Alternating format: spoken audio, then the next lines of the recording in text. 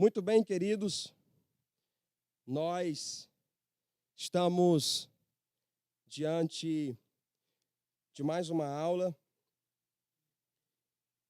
e acreditamos que o Senhor Deus, Ele há de nos ampliar o nosso conhecimento acerca das melhores maneiras de compartilharmos o Evangelho de nosso Senhor Jesus Cristo. Todos os dias nós somos desafiados a compartilhar esse Evangelho de nosso Senhor Jesus Cristo. Quero agradecer a todos que estão conectados aí com a gente.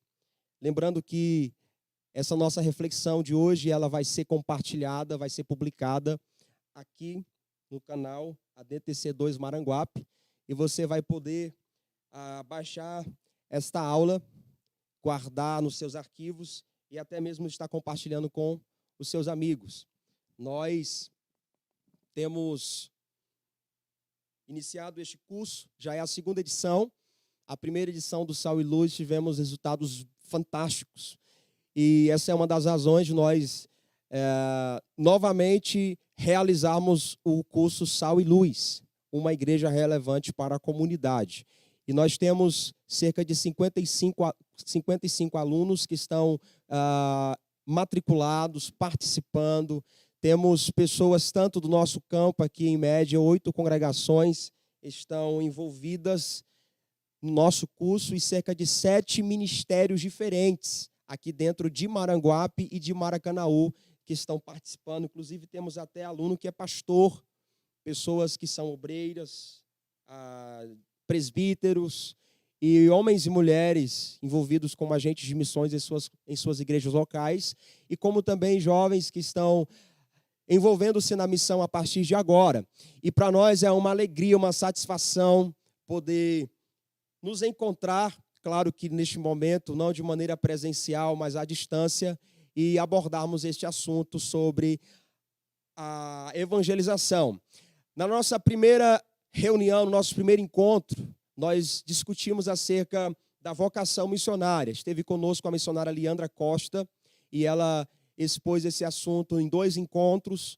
Em seguida, nós partimos para a segunda disciplina, que foi a Teologia Bíblica de Missões, ou a Missiologia, e quem esteve palestrando foi a missionária Salete Pinheiro. Foi uma aula fantástica. Foram 2 encontros e, posteriormente, nós nos encontramos para falar acerca dos desafios da missão nessa era pós-moderna. E tivemos também 2 encontros para discutirmos acerca dos desafios quanto à evangelização nessa cultura pós-moderna. E agora, de maneira mais prática, nós vamos tentar entender o que é o Evangelho e como compartilhá-lo aos nossos amigos, parentes, vizinhos e à nossa sociedade contemporânea. Então, nós iremos ter um roteiro aqui da nossa aula. Vamos estar estudando exatamente sobre o que é o evangelismo. E vocês vão ver aí no painel, nós vamos estar vendo o que é o evangelismo, tentarmos responder a pergunta o que é a evangelização e o que é o evangelho. Também vamos ter algumas outras perguntas. Qual a nossa responsabilidade em relação ao evangelho? Cuidados ao apresentar o evangelho. Acreditamos que existem cuidados aí que nós precisamos considerar antes mesmo de apresentar.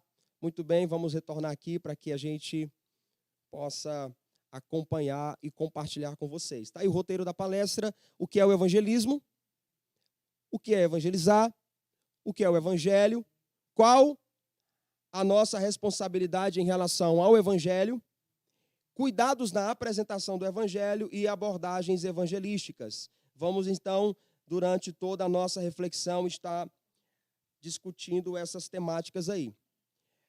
Partindo então para o ponto inicial da nossa reflexão, vamos entender o que é o evangelismo. O evangelismo, ele é o conjunto de princípios, métodos e ferramentas para a prática da evangelização, ou seja, da proclamação das boas novas de Jesus Cristo.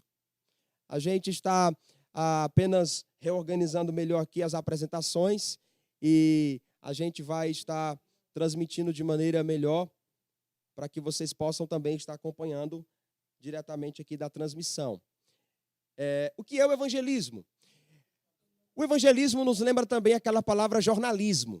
O jornalismo é simplesmente um conjunto de notícias, sejam elas boas ou más. Esse jornalismo é o conjunto de relatórios, de divulgações, de noticiários. Quando se fala de evangelismo, o termo, estamos apenas definindo as temáticas aqui. Evangelismo, como vocês podem ver aí, também é uma reunião, um conjunto desses princípios bíblicos e métodos, ou seja, maneiras de compartilhar, e como também as ferramentas para a prática da evangelização, de como melhor propagarmos as boas novas de Jesus Cristo.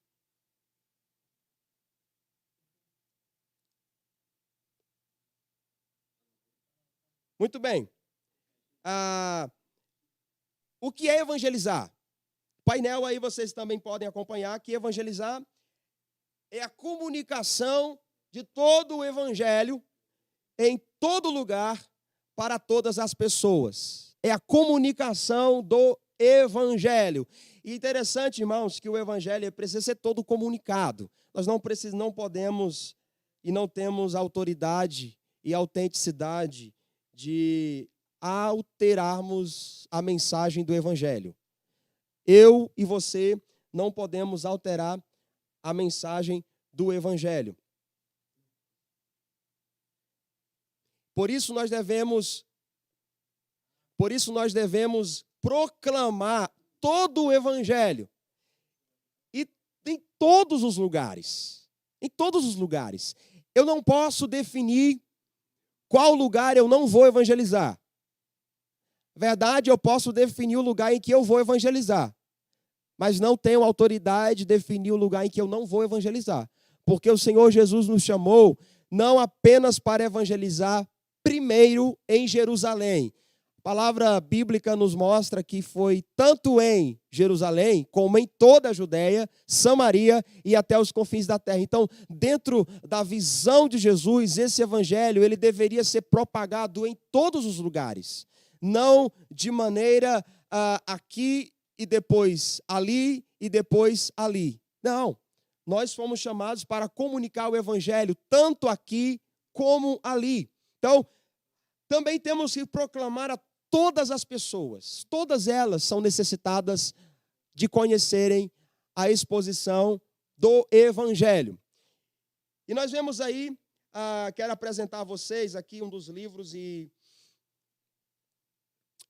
aconselhá-los a comprar, baixar e lerem um livro de evangelização de Stiles. Mike Stiles, ele é um livro do Ministério 9 Marcas, Construindo Igrejas Saudáveis, editora Vida Nova.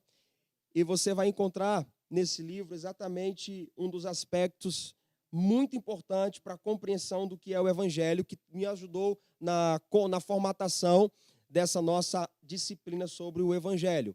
E vocês vão ver aí, dentro desse livro, ele definiu o Evangelho como o ensino com o objetivo de persuadir. O ensino do Evangelho com o objetivo de persuadir. Então, se fala do ensino, a palavra ensino nos mostra aqui a maneira de propagação, seja pregando, seja sentado numa calçada, seja em cima de um púlpito, seja dentro de uma classe de escola bíblica dominical. Nós estamos aqui entendendo como o Evangelho, a maneira de ensiná-lo, como um anúncio, uma proclamação e uma pregação. E também o Evangelho, ele é a mensagem de Deus que nos conduz à salvação. E o conteúdo do Evangelho não é a igreja. O conteúdo do Evangelho não é a instituição. O conteúdo do Evangelho é Jesus. Porque se ele é o poder de Deus para a salvação de todo aquele que crê, significa que o seu conteúdo ele tem uma essência poderosa e transformadora. E essa essência poderosa e transformadora do Evangelho é o próprio Cristo encarnado, o Deus homem. o que ele fez por nós naquela cruz. E quando se fala do evangelho, nós estamos falando de uma série de acontecimentos acerca de uma só pessoa. Por isso que nós não apenas devemos pregar o eu te amo, mas a explicação desse amor, porque para se entender o amor de Deus dentro desse conteúdo do evangelho, nós precisamos voltar e entender o porquê que foi necessário o amor se manifestar. E esse amor se manifestou exatamente pela depravação do homem. Então perceba que o evangelho é uma coisa ou uma peça que liga a outra peça e que forma todo um jogo de quebra-cabeça. E esse jogo de quebra-cabeça com peças encaixadas é o evangelho. E eu não posso chegar e apresentar uma peça e dizer, esse é o evangelho. Não, eu preciso construir o evangelho na mente de uma pessoa. Porque é possível que, não entendendo o evangelho, ela possa dizer, eu não quero Jesus, eu não vou para a igreja. E às vezes essas pessoas que dizem não querer Jesus, foi porque elas ainda não entenderam o que é o evangelho. Elas entenderam, às vezes, o que é uma instituição, como funciona a liturgia de uma igreja, como que você deve se comportar, o que você deve fazer dentro de uma comunidade cristã. Mas no dia que ela entender o que é o evangelho, e o que é o evangelho é o que Jesus fez por ela naquela cruz, e toda a sua história, em todo o seu poder, em toda a sua graça revelada, ela vai entender a essência do evangelho e vai se congregar de maneira mais amorosa e voluntária. Então nós vemos aí que Stiles ele fala do anúncio do evangelho, vocês estão vendo aí no painel, e também o objetivo de pregarmos o evangelho. Ele tem um objetivo na vida de um mensageiro, ele tem uma esperança, a esperança que o conduz a pregar o evangelho. Nós pregamos o evangelho com objetivos, com foco, com alvo. E esse foco é exatamente o persuadir, a persuasão. É o quê, meu amigo? Convencer pessoas, converter pessoas a tomarem decisão a partir de Cristo. Você vai encontrar isso na evangelização do livro de Stiles, sobre a apresentação do evangelho. Muito bem. Vamos passar aqui para o próximo slide. Temos algumas pré-considerações para a evangelização. E alguma dessas considerações a gente pode perceber que, eu vou evangelizar. Muito bem, antes de sair de casa, amigo, para um pouquinho e começa a ter algumas considerações ou pré-considerações. A primeira delas aí é considere o público-alvo. A pergunta é, quem eu vou evangelizar? Quem eu vou evangelizar? Criança? Adulto? Eu vou evangelizar em um ônibus coletivo? Eu vou evangelizar num trem? Eu vou evangelizar numa praça? Eu vou evangelizar pessoas que estão sentadas numa calçada? Eu vou evangelizar em uma grande cidade urbana? Eu vou evangelizar em comunidades rurais? Eu vou evangelizar por meio de rádio? Eu vou evangelizar através das redes sociais? Tudo isso são considerações que a gente precisa fazer antes de sair, porque entendendo o público-alvo que eu vou evangelizar, surge aí a segunda pré-consideração que vocês vão ver aí no painel. E qual é a segunda pré-consideração? Considere o seu estilo pessoal. Agora você olha para si, eu estou vendo crianças e o público-alvo aqui é crianças, eu vou considerar o meu estilo pessoal. Eu sei evangelizar crianças? Eu não sei evangelizar crianças. Eu estou vendo aqui pessoas que estão sentadas numa calçada.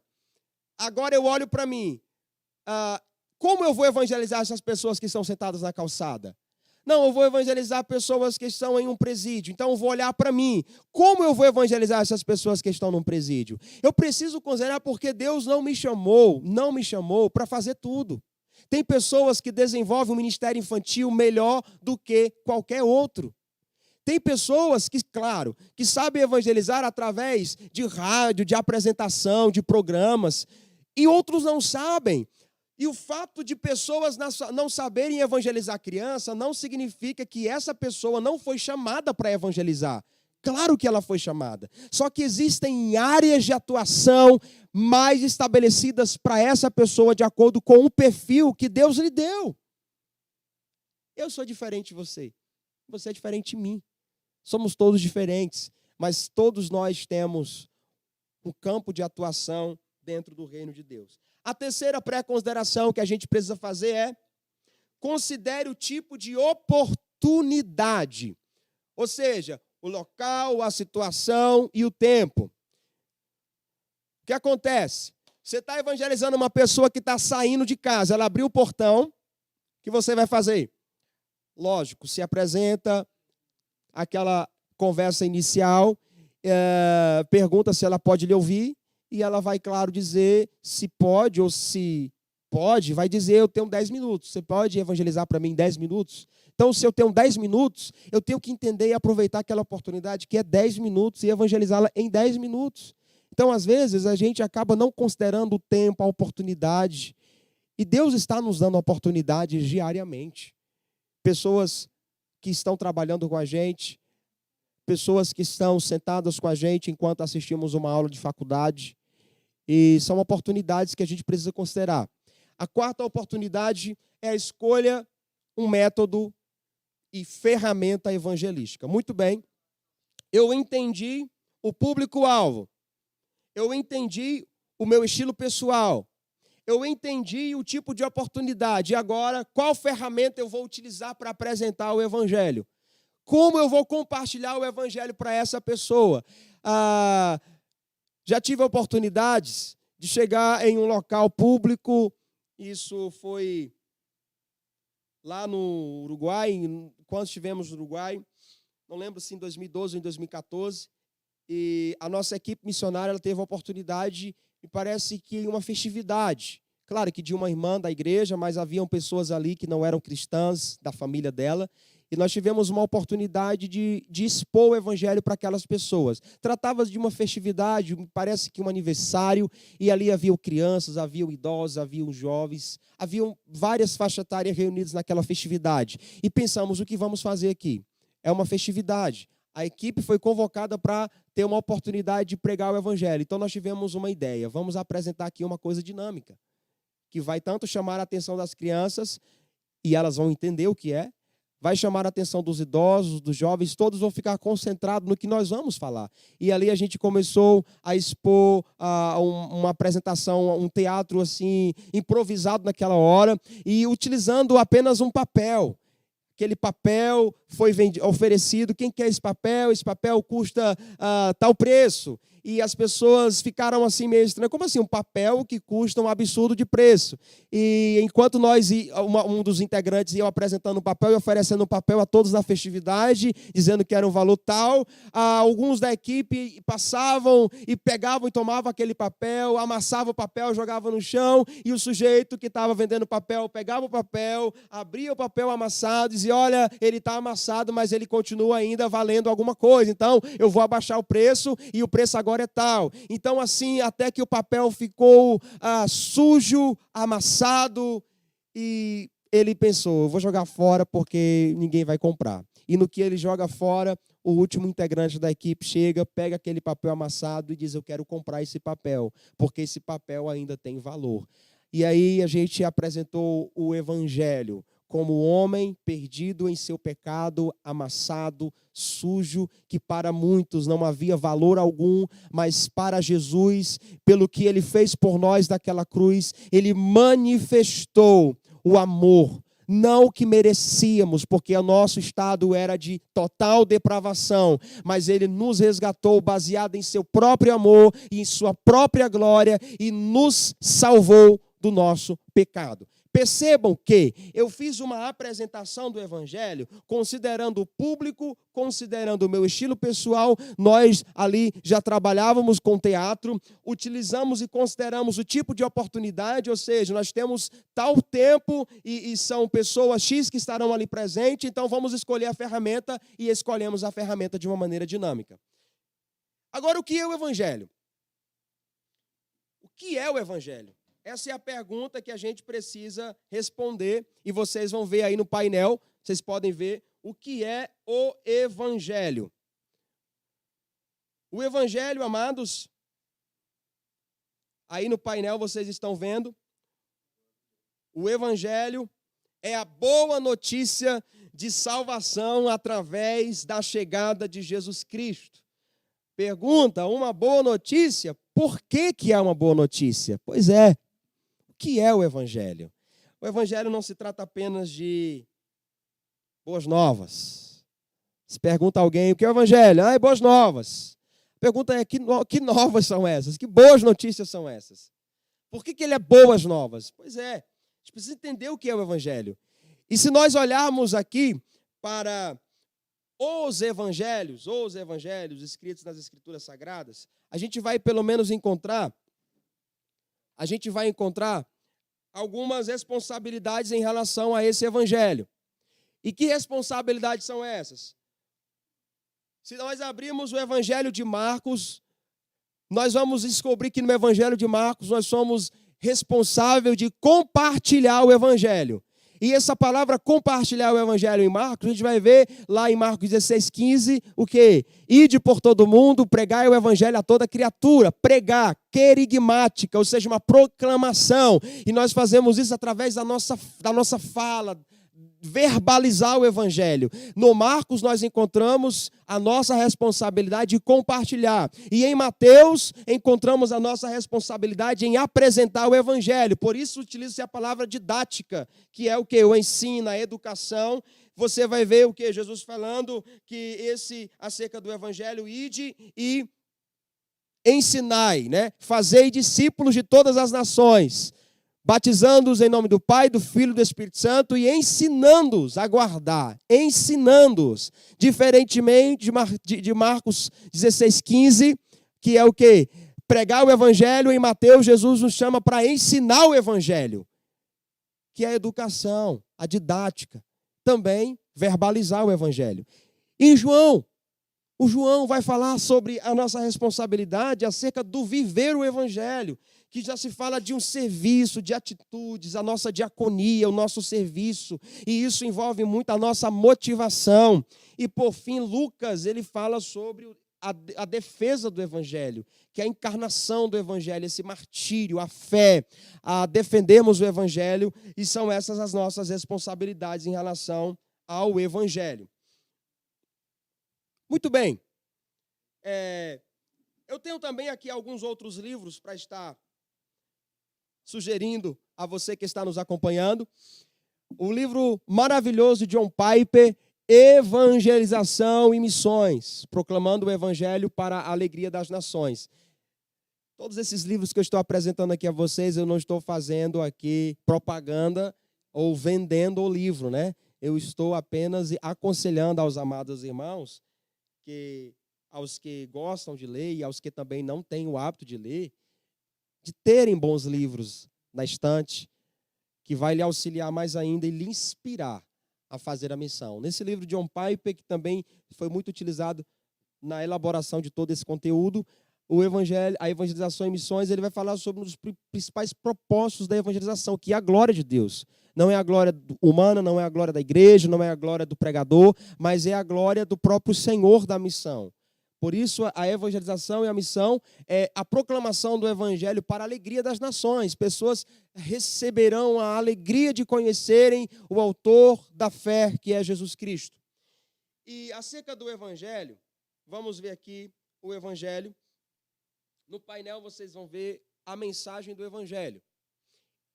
A apresentação do Evangelho ela é feita nos seguintes passos. Sempre que nós compartilharmos o Evangelho, nós precisamos ter em mente 4 coisas. Primeiro, o Deus justo.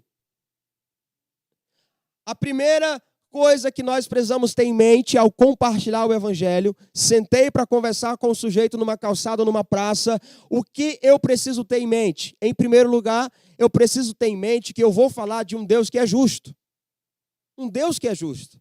E se eu estou falando da história do Evangelho, eu preciso começar no princípio. O princípio é o próprio Deus, Ele é o Senhor. Ele é o Senhor das nações. E Ele é o Deus justo, o Deus santo, o Deus criador.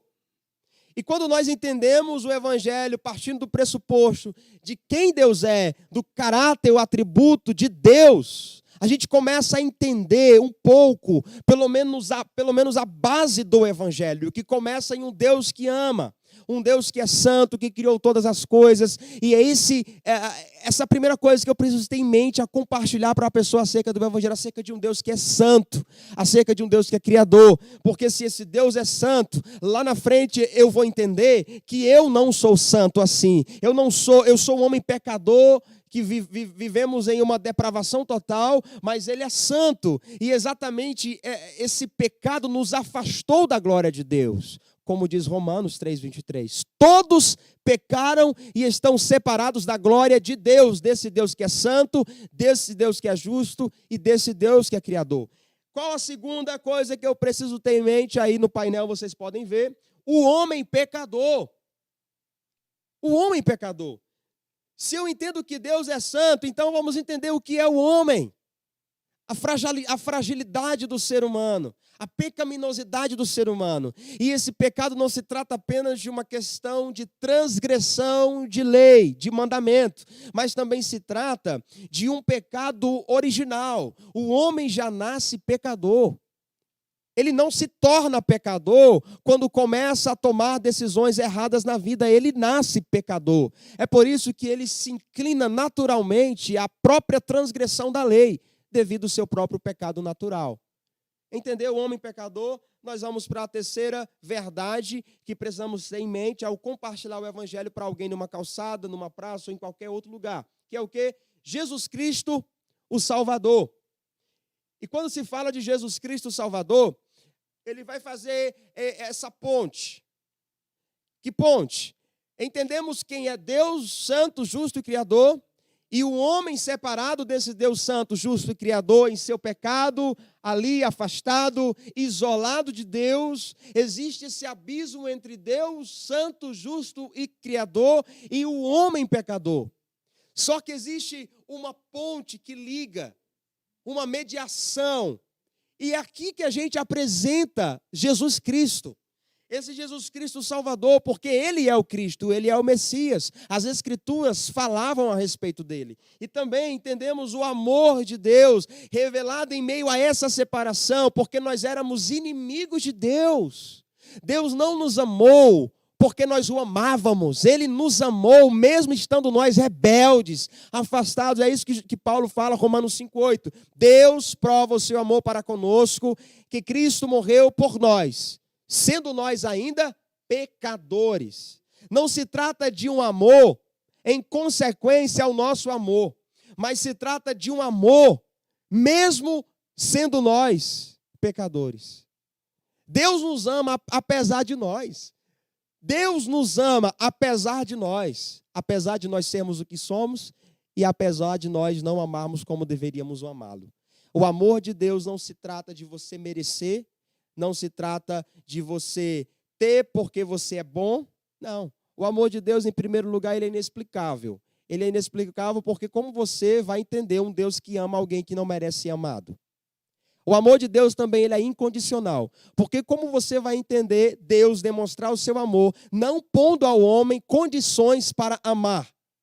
E você vai entender também que esse amor ele é imensurável, porque como você vai entender um Deus que ama o ser humano de maneira tão imensurada, que você não pode medir a altura do amor, você não pode medir a profundidade do amor, você não pode medir a largura do amor. Esse é o amor de Deus. E, por fim, eu preciso ter em mente que aquele homem, aquela mulher a qual estou evangelizando, ele precisa se posicionar diante de Deus com resposta de fé e arrependimento. E essa resposta de fé e arrependimento é consequência do que nós ouvimos acerca do Evangelho.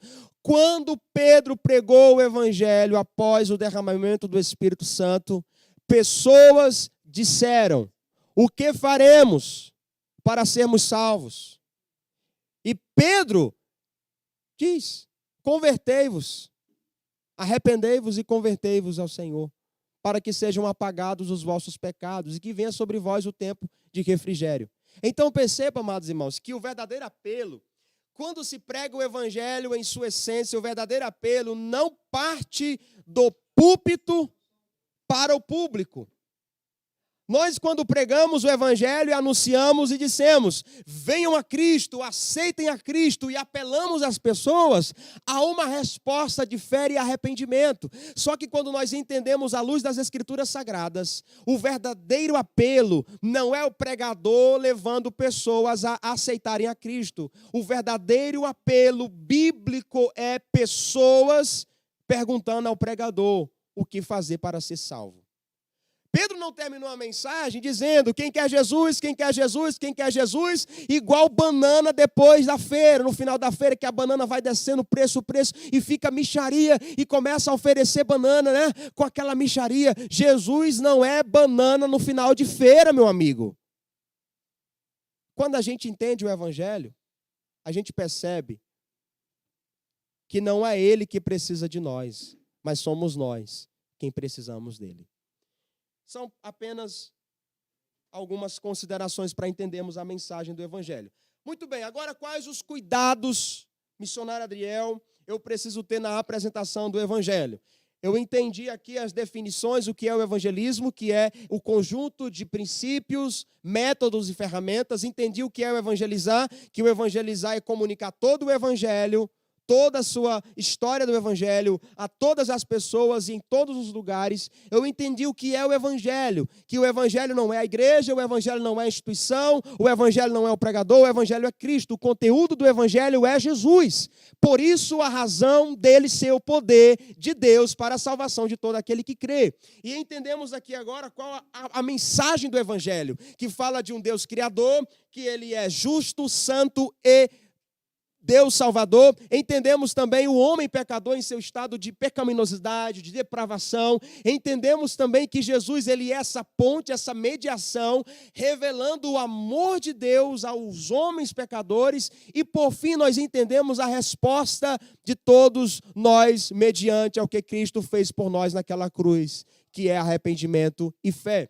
Agora nós vamos tomar alguns cuidados. Tudo bem, entendi, missionário, o que é o evangelho. Agora, quais os cuidados eu preciso ter? Entendemos as pré-considerações. Agora, quais os cuidados? Olha aí, gente.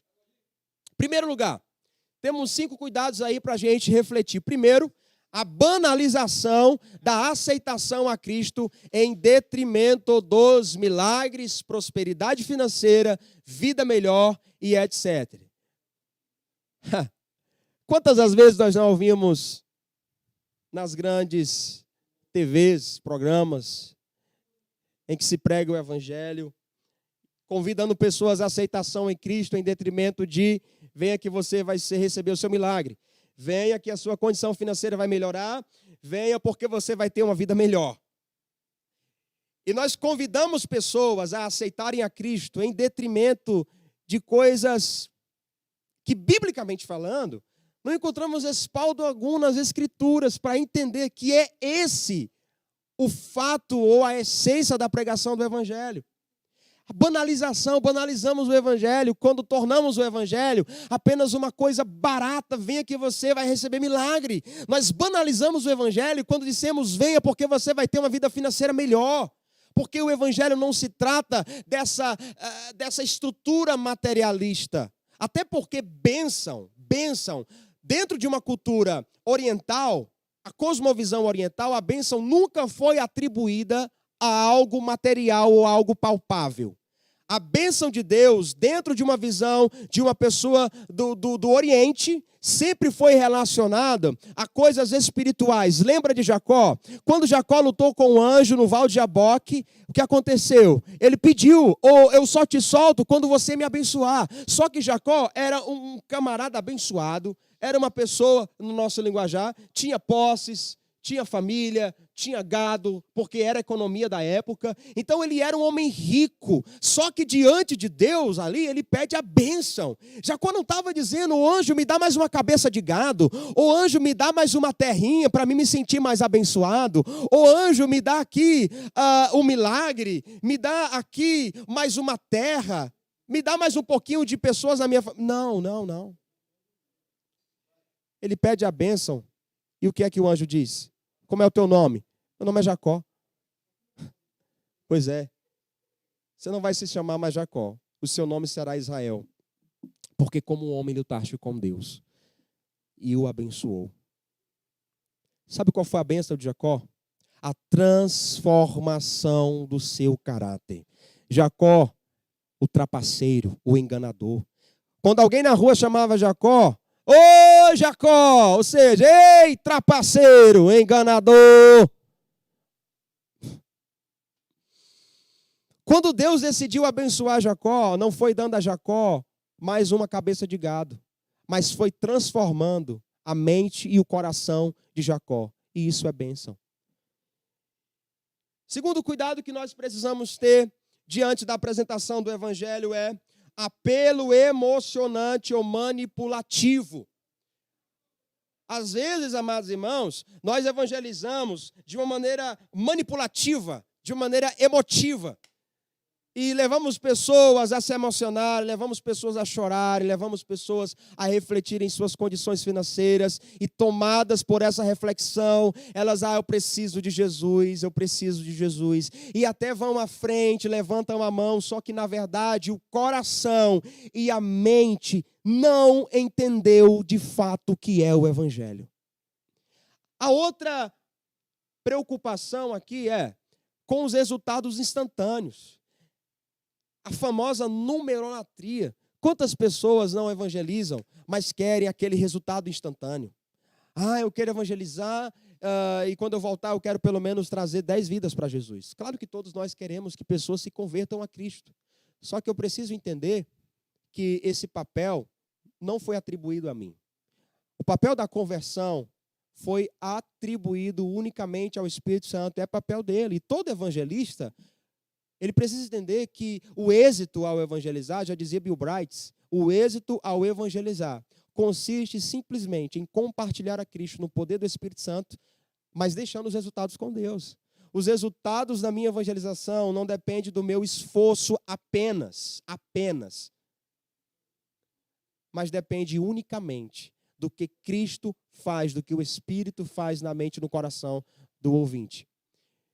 Temos aqui também a motivação egoísta. Por que nós evangelizamos? Qual a razão de sairmos pelas ruas para evangelizar? É porque eu quero fazer missões, porque parece ser missionário, dá status, né? As fotos nos Face, Instagram, dá todo um status para a gente. Então eu quero ser missionário porque eu quero viajar, eu quero ser turista. Perceba, irmão, que são motivações egoístas. Até mesmo é possível nós estarmos fazendo o que é certo pelas razões erradas. Pessoas saem às ruas para evangelizar, às vezes, não pelas motivações certas, mas para que o pastor saiba que ele está evangelizando. Para que os outros jovens saibam que ele é jovem também e está evangelizando e os outros não. E a nossa motivação ao evangelizar, ao compartilhar a Cristo, deve ser unicamente o louvor e a glória do Senhor Jesus. E por fim, o último cuidado, a mensagem incompleta, acrescentada ou mal comunicada. Quando fazemos assim, não considerando esses cuidados, quais as consequências? Perceba no próximo slide. Vamos estar lidando com pessoas que não foram convertidas de verdade. A falsa conversão. Perceba, irmãos, que tem tantas pessoas na igreja, você que é crente, você sabe disso, problemáticas, pessoas que se opõem a tudo. Na verdade, ela não entendeu de fato o que é o Evangelho. Ela passou por uma falsa conversão e ela é o que o coração dela é. Ela revela o que o coração dela é. E o coração dela ainda é endurecido. O coração dela ainda não é convertido. A outra consequência má de uma falsa evangelização ou de uma má evangelização é a superficialidade. Falsos cristãos, mas superficiais. Pessoas cristãs que frequentam as igrejas, frequentam as programações, as liturgias dos nossos cultos, na nossa comunidade, só que elas vivem sempre na superficialidade. Elas não se aprofundam na intimidade, na oração, elas não se aprofundam na vida devocional, elas não se aprofundam no serviço cristão de evangelizar, de abençoar pessoas. às vezes só anda no âmbito da superficialidade porque é fruto de uma evangelização má. E também o outro ponto aí é o batismo de não crentes, os membros, né? Aí, consequentemente, a falsa conversão, que gera falsos cristãos, geram falsos batismos. Pessoas que se tornam membros de uma instituição, mas não se tornaram ainda membro do colegiado, do discipulado de Jesus. Quantas pessoas estão próximas a nós em nossas comunidades cristãs, que até fazem tudo o que o pastor quer, mas não fazem tudo o que Jesus quer que elas façam? Quantas pessoas no nosso ciclo de amizade na igreja estão ali, não perdem programação alguma, estão envolvidas em tudo o que acontece na igreja, mas não se envolvem no que acontece no reino de Deus? E igreja nominalista, ou seja, religiosa, pessoas que até seguem de maneira rígida a religiosidade, a ponto de que quando os outros não seguem de maneira rígida a sua religiosidade, são pessoas desprezadas, são pessoas que não têm espaço, ou não encontram espaço na nossa própria instituição. E por fim, Deus não enviou um evento, e sim seu Filho. Não se trata de um evento, uma festividade, mas Cristo morreu na cruz, e isso foi literal, para nos salvar. Levamos a sério o que é evangelização. Pessoas perdidas estão aí precisando ouvir essa palavra. Percebo que John Stott, ele deixou claro acerca do evangelho. Vejo aí no painel.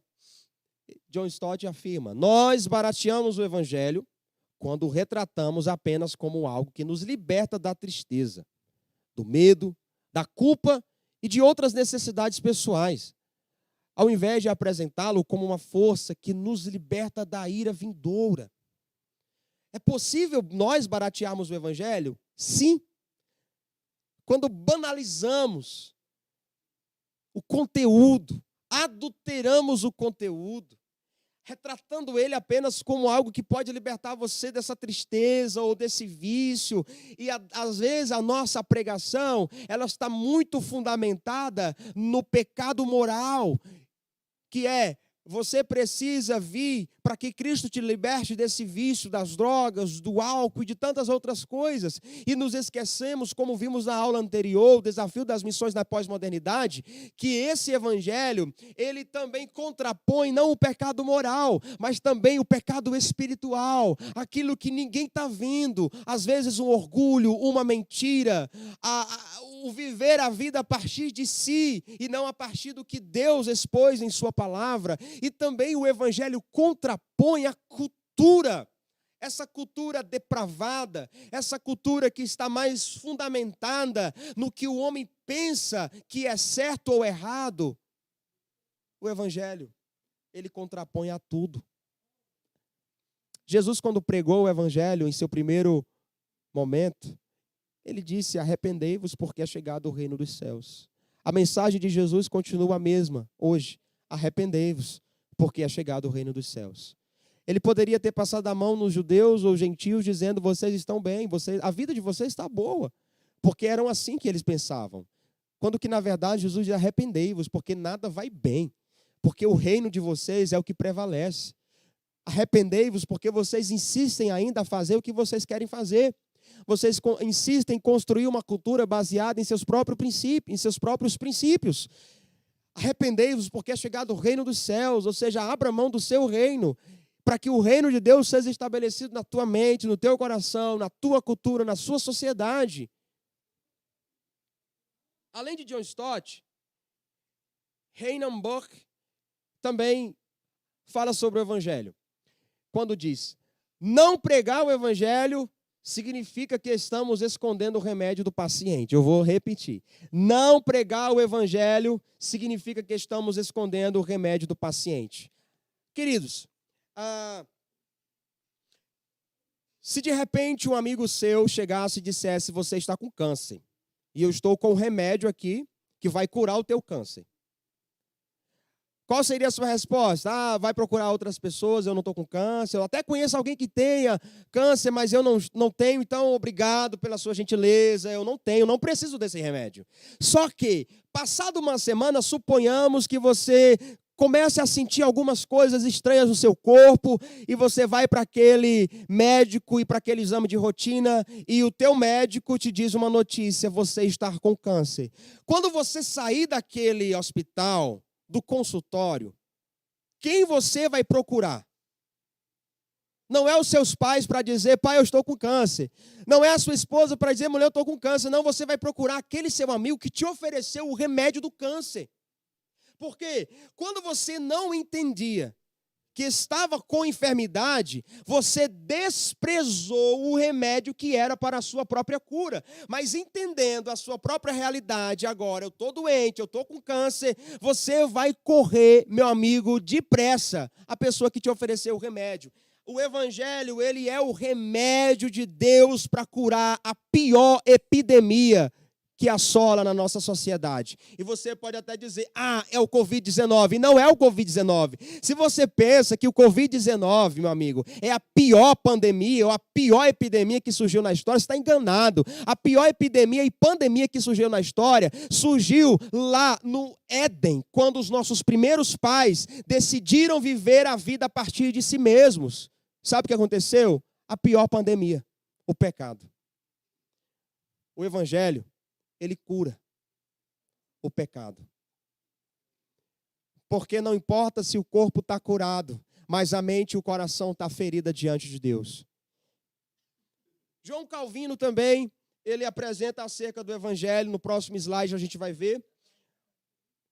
O evangelho, pelo evangelho, olha aí, gente, Calvino, pelo evangelho, o débito é cancelado, os ataques atacados, o combate combatido, o tormento é atormentado e a morte é assassinada.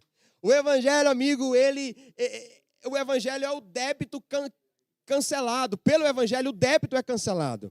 A única maneira do nosso débito diante de Deus ser cancelado é pelo que Jesus fez por nós naquela cruz. E a única maneira dos ataques ferrenhos de Satanás sobre nós não prevalecerem é quando o evangelho, a partir do que Cristo fez por nós, ele contra-ataca o próprio Satanás. E o evangelho também, ele combate contra aquilo que nos combate. O evangelho, ele também se torna um tormento para aquilo que nos atormenta. E o evangelho, ele mata aquilo que nos assassina. Só o evangelho. Só o evangelho. Agora vamos ver aqui. Quero fazer aqui mais uma citação, tá? Tenho apenas mais 2 citações para fazer. Quero aconselhar você a comprar esse livro, O Evangelho e a Evangelização, de Michael Dever. Michael Dever também, que é o autor e um dos presidentes de 9 marcas, o Ministério 9 Marcas. Nesse livro, O Evangelho e a Evangelização, Mike Dever vai falar sobre várias estratégias de evangelização, o que fazer, o que não fazer, por que evangelizar, como evangelizar. É um livro fantástico, que também é base para a nossa reflexão de hoje. E eu quero sugerir, por último, esse livro do Matt Chandler, que é O Evangelho Explícito. Você quer entender mais o que é o Evangelho? Leia esse livro. O Evangelho Explícito. Você vai ver esse livro aqui, da editora Fiel, de Matt Chandler. É sensacional.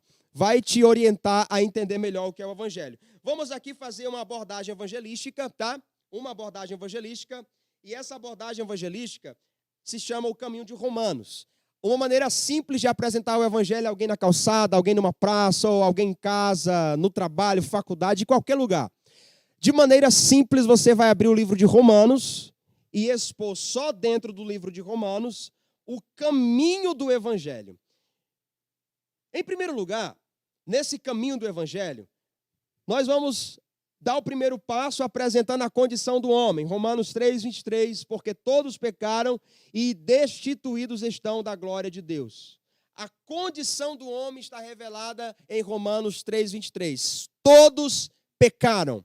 Todos. Não existem exceções. Fulano de tal é tão bom que eu acho que ele não é pecador. Mentira. Se ele não fosse pecador, ele já tinha sido arrebatado, filho. Ele não estava mais aqui. Todos pecaram.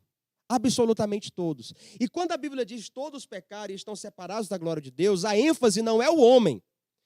O que a gente percebe o primeiro passo aqui é O homem está sendo apresentado como centro, como alguns pregadores aí da linha coach, né? Que querem dizer que o homem é o centro, que o homem é o tudo, que tudo foi feito por causa do homem, quando na verdade não tem nada a ver com isso. Quando lemos Romanos 3, 23, todos pecaram e estão separados da glória de Deus. Paulo está fazendo o quê? Está colocando a glória de Deus em ênfase, a centralidade da glória de Deus, e mostrando o homem que perdeu o contato com essa glória. O centro do evangelho não é o homem, o centro do evangelho é a glória de Deus. Quem está no centro do universo não é você, como alguns assim querem insistir em dizer. Quem está no centro do evangelho é a glória de Deus, é o Senhor dos senhores. Por isso todos pecaram e estão separados dessa glória. Essa é a condição do homem. Segundo passo, dentro do caminho do evangelho em Romanos, a penalidade desse pecado que todos têm. Romanos 6, 23 diz, porque o salário do pecado é a morte. Vimos aqui, em primeiro lugar, a condição do homem, ele é pecador. Agora vamos entender que esse pecado não é apenas um pecado, ele é um pecado que gera uma penalidade. E essa penalidade é terrível, a morte. Paulo usa o termo a morte. E essa morte, a gente entende ela como, em primeiro lugar, uma morte espiritual, o distanciamento da glória de Deus. Só que também ela é uma morte física. Porque o homem passou a experimentar a morte física a partir da morte espiritual. E essa morte também, ela não apenas é uma vida sem Deus, porque uma vida sem Deus implica em morte espiritual. Por isso que Efésios 5 diz o que ele nos deu vida, estando nós mortos em delitos e pecados. Ele nos deu a vida, estando nós mortos em delitos e pecados. Agora, essa morte também, ela implica em uma eternidade sem Deus. Porque, meu amigo, pior do que viver uma vida terrena sem Deus, é viver uma vida eterna sem Deus. Então, essa penalidade do pecado gera o quê? A morte. E, em terceiro lugar, no caminho de Romanos, aqui é o quê? O remédio dado por Deus. Romanos 5:8. Mas Deus prova o seu próprio amor para conosco pelo fato de ter Cristo morrido por nós, sendo nós ainda pecadores. O remédio de Deus é a cruz.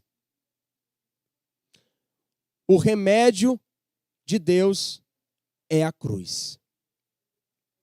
Não existe outra forma da reconciliação, da reconexão com Deus Criador e Redentor, sem passar pela cruz. E esse amor, ele foi demonstrado no ato de cruz, no ato de morte. Tanto o amor como a justiça de Deus foram demonstradas simultaneamente em um só ato. Ele mostrou o quanto nos ama e o quanto o nosso pecado é terrível diante do nosso Deus Criador. E em quarto lugar, se o remédio é a cruz, existe uma dádiva. E essa dádiva, Romanos 6, 23, a parte B, nos diz o quê? Mas o dom gratuito de Deus é a vida eterna por intermédio de Cristo Jesus, nosso Senhor. A dádiva de Deus para nós, diante do que Cristo fez por nós na cruz, é a eternidade, uma vida eterna. E essa vida eterna se fala da vida do grego se referindo ao zoe, porque dentro do grego a vida representa tanto o bios como o zoe. O zoe implica em uma vida com propósitos maiores. O zoe implica em uma vida eterna, uma vida abundante. E exatamente essa vida, a vida eterna. E nós podemos agora desfrutar dessa vida. A vida eterna não começa a partir que os nossos olhos se fecham para essa vida. Não, a vida eterna começa quando os nossos olhos se abrem para Cristo. Quando os meus olhos um dia se abriram para Cristo pelo que Ele fez por mim na cruz, imediatamente, confessando a Cristo os meus pecados, arrependido e crendo no que Ele fez por mim, essa vida eterna foi transferida para mim. Eu tenho uma vida eterna. Eu tenho uma vida eterna e que estou vivendo aqui ainda, pois é, a vida eterna significa ter Jesus. Ele disse, eu sou a vida. Quem tem a mim, tem a vida. Se você tem a Cristo, você tem a vida. E essa vida é uma vida com propósitos maiores. Você vai viver agora com os teus pés na história, mas com os teus olhos na eternidade. E em quinto e último lugar, nesse caminho do Evangelho dentro de Romanos, como eu recebo a Jesus? Romanos 10, 9, 10 e 13 afirma: se com tua boca confessares que Jesus é Senhor e creres em teu coração que Deus o ressuscitou dentre os mortos, será salvo. Porque com o coração se crê para a justiça, com a boca se faz confissão para a salvação. Porque todo aquele que invocar o nome do Senhor será salvo. Agora vem para mim aqui. Amigo, que coisa forte. Nós entendemos que a condição do homem é o pecado. Entendemos que o pecado gera uma penalidade e essa penalidade é a morte. E nós entendemos que essa morte é a separação de Deus, tanto aqui como na vida futura. E também entendemos que o método ou o remédio para essa enfermidade chamada pecado, essa pandemia, é cruz. O que Cristo fez por nós naquela cruz. E também não apenas o que Ele fez por nós naquela cruz, mas abraçarmos a nossa cruz. Porque o próprio Jesus falou, quem quer vir após mim, negue-se a si mesmo e tome a sua cruz. Ou seja, tomar a cruz significa o quê? Abrir mão do meu reino, abrir mão da minha vontade e abraçar o reino de Deus e a sua vontade. E, por fim, a dádiva de Deus é a vida eterna pelo que Cristo fez por nós na cruz. E como receber isso aí? Pois é, aqui entra a questão da persuasão. Precisamos persuadir pessoas a tomarem uma decisão, baseadas em Romanos. Se com a tua boca confessares ao Senhor Jesus e em teu coração creres que Deus o ressuscitou dos mortos, serás salvo. Pessoas precisam entender. E nós, como evangelizadores, precisamos enfatizar. Falamos do pecado, falamos do Deus Criador, falamos do homem pecador, falamos do Cristo Salvador e falamos da resposta, arrependimento e fé. Se eu simplifico todas essas três verdades do Evangelho, o Deus Criador, o homem pecador e Jesus Cristo Salvador, eu preciso agora concluir a minha mensagem levando pessoas a tomarem a decisão de fé e arrependimento, confessando com a boca e crendo no coração que Cristo o ressuscitou dos mortos, que a sua obra foi consumada, que a redenção foi realizada pelo que ele fez por nós naquela cruz. E porque com o coração se crê para a justiça. Perceba que o nosso coração, ele crê para sermos justificados. E essa justiça não é a justiça própria. Essa justiça não é eu me tornar agora uma pessoa perfeita. Essa justiça, qual eu preciso crer, é a justiça de Deus em Jesus. O que ele fez por mim naquela cruz foi uma questão de justiça. Revelando a minha injustiça, o meu pecado, ele demonstra a sua justiça, a sua bondade. E a sua justiça significa ele morrendo a minha morte, ele pagando o preço dos meus pecados, ele cancelando o débito, rasgando a cédula que era contrária. Essa é a justiça de Deus. O justo, agora, viverá pela fé. Esse justo é aquele que crê na justiça de Deus em Cristo e não na sua própria justiça. O justo que vive pela fé é olhando para o que Cristo fez por ele na cruz e vivendo a partir do que ele fez por ele na cruz. Essa é a nossa vida de fé. O justo viverá pela fé. E com a boca se faz confissão para a salvação, porque todo aquele que invocar o nome do Senhor será salvo. Para concluir, nós temos aí no próximo painel o caminho de Romanos de maneira mais simplificada. Você vai ver, todos pecaram e o salário do pecado, que é a morte, vemos a cruz como remédio de Deus para a cura da maior pandemia, da maior epidemia, que é o pecado. e vemos aí a dádiva de Deus revelada por meio da cruz, que é a vida eterna, uma vida com propósitos maiores.